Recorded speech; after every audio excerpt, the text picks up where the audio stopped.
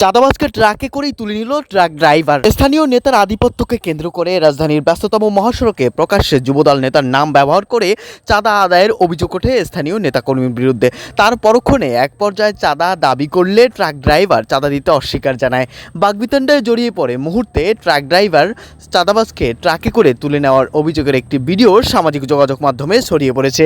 এতে প্রশংসিত হয়েছে ট্রাক ড্রাইভার। এর পরবর্তী সময় ভুক্তভোগী ড্রাইভার জানায়, প্রকাশ্যে মহাসড়কে গাড়ি থামিয়ে চাওয়া হয় মোটা অঙ্কের চাঁদার টাকা। নামে চাওয়া হয় চাঁদার টাকা, কিন্তু বৈধ কোনো কাগজই ছিল না।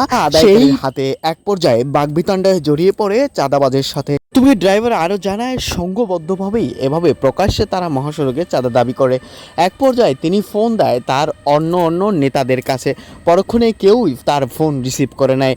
এক পর্যায়ে এবার চাঁদাবাজকে তুলে নিয়ে যায় এমন অভিযোগের কয়েকটি ভিডিও সামাজিক যোগাযোগ মাধ্যমে ছড়িয়ে পড়েছে। সামাজিক যোগাযোগ মাধ্যমে ছড়িয়ে পড়লে শুরু হয় নেটিজেনদের মাঝে নানা আলোচনা সমালোচনা। কেউ বলেন চাঁদাবাজ কোনো দলের নয়, তবে চাঁদাবাজের এই কর্মকাণ্ডের পর ড্রাইভার যে কর্মকাণ্ড করেছে তা অবশ্যই প্রশংসনীয়।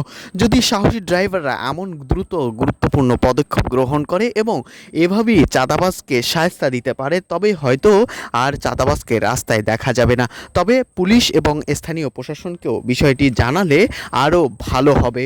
পুলিশকে সঠিক তথ্য দিতে পারলেই কেবল চাঁদাবাজ থেকে আমরা মুক্তি পেতে পারি। এমন নানা কথা উঠে এসেছে সামাজিক যোগাযোগ মাধ্যমে।